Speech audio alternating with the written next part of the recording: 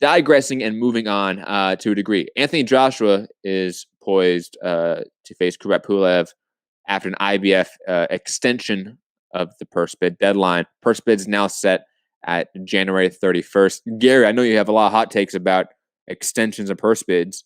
Thoughts about this one? No, I mean, this is more understandable to me because the pot and the purse is so big. And, you know,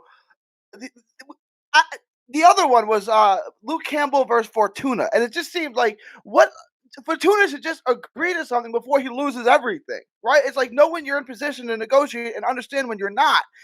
Javier Fortuna is in no position to negotiate. Pulev's in no position to negotiate. What you're going to do is, besides fight AJ, fight who? Who's next in line for a vacant IBF strap there? Rob, I think you have like the rankings memorized. I think Kownacki is next in line. Cool. You're going to go face Kownacki? Have fun with that, Pulev. But AJ already gave up one of his belts to take this fight, so he knows AJ.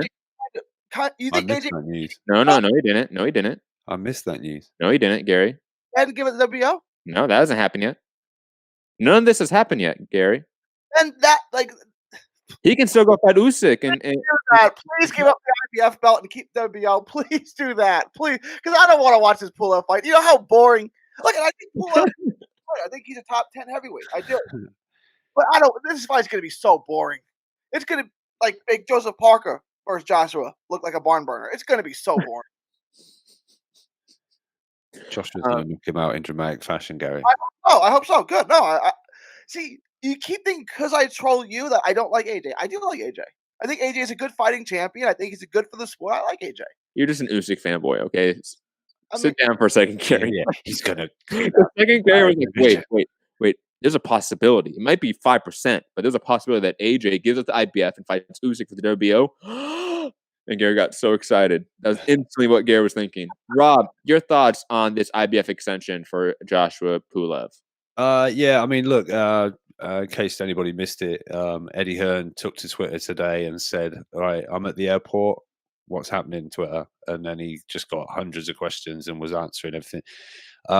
He said things are sort of going well. I think looking at April, maybe even early June for the Pulev fight. He says he wants it in London.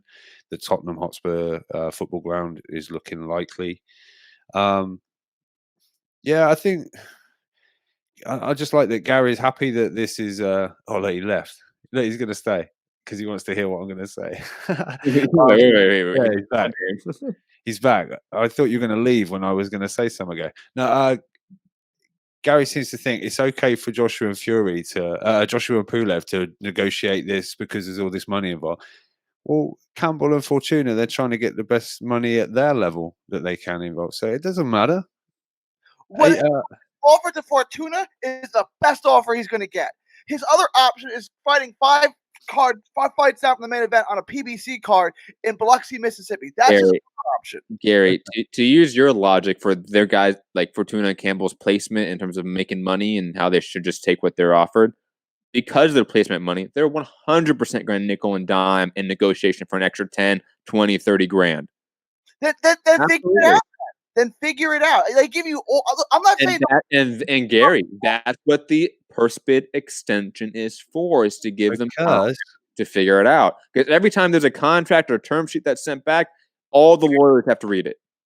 Let me ask you a question, Matt. If I called you up and gave you a dream job, and I put $1 million next to it, and I said you have till Tuesday to work things out, would you call me up Monday night and say, hey, can we extend this to Wednesday or Thursday? Or would you get it done? I don't think it is. It depends on your answer, no? If you say no, take it now or fuck off. Let's negotiate this. I mean, we can always talk about things. Gary, in my mindset, since you are offering me the job, you want me. I'm 100% negotiate me on that. You're the one that came to me and you wanted to offer me the dream job. Absolutely, Gary. Oh, the way you said that, Matt, was hilarious. Monday night. And okay, can we extend your deadline to Thursday? You're going to do that? I didn't hear the first part, Gary. I apologize. If I offer you $1 million for your dream job, I don't know, whatever that is, right? Porn. You're call me up Monday night and say, I can't figure this out. Can we extend this till Thursday? What if I say no? Now you're walking away from your. Then he's got a decision to make, right? Then he's got a decision to make. Exactly. They have a decision to make. But You The got, IBF said, yeah, sure, have the extension. The way Matt said, We're in no "You rush want to me." make you guys make the fight. No, you guys get an extra week or two. Who cares? you guys have the cojones. I don't have. I wouldn't push too hard. That's all. I would. All right. I'm gonna try to get the best deal I can, but I ain't gonna push that hard. I'm But not listen, Like I remember when for Name Redacted, right? When we got the offer from Chivas to do the live podcast, we 100% came in and we're like, we want X, Y, and Z. And we only got X. And then we came back and said, no, we want X, Y. And they said, okay. Like that's just how negotiation works. I understand, but you didn't. Especially if you get approached. Because then you are the one that has value in the leverage in the negotiation room. Because obviously they have desire in you as whatever you are. you, me. And you want me, Gary. You want me. Digressing though. I like the way Matt said, "You want me." It's like you need me on that wall. Yes. You want me on that wall. Oh, shout out! Great movie. To roll the dice more than I am, I suppose, and I've been through Gamblers Anonymous twice, so good for you. I'm not saying you're wrong. I'm just saying you better be prepared to lose everything, right? Just so you can sleep well at night, Gary. Eddie Hearn replied today to someone asking about Fortuna Campbell, and he said contracts are being finalized. And then further in another, when he asked who out of the Matchroom stable will be world champion first or whatever coming in this year, Matt's going to love this. He said Lawrence Okoli and Luke Campbell all before April. So there you go. The fight's looking like it's made with Campbell Fortuna. Just a matter of finalizing the contracts, and it's going to be done before April. The fight.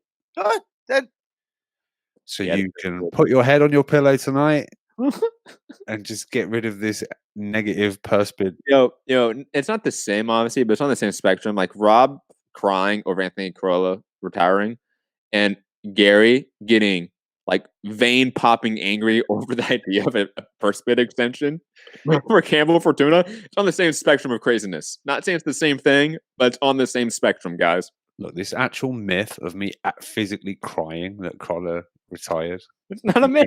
It needs dispelling. That's fact, Rob. Don't deny it. Okay. All right.